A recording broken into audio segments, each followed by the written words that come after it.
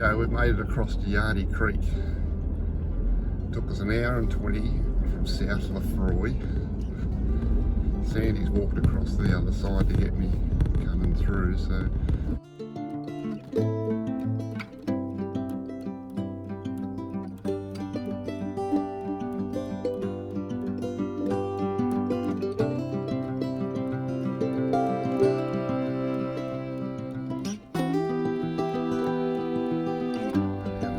seemed to be, it was fine.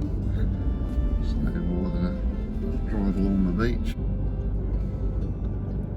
But at the moment there's no king tides or anything like that.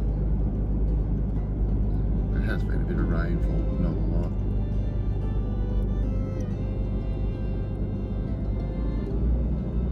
Boat tours up there.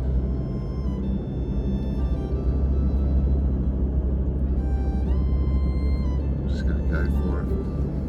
Wave.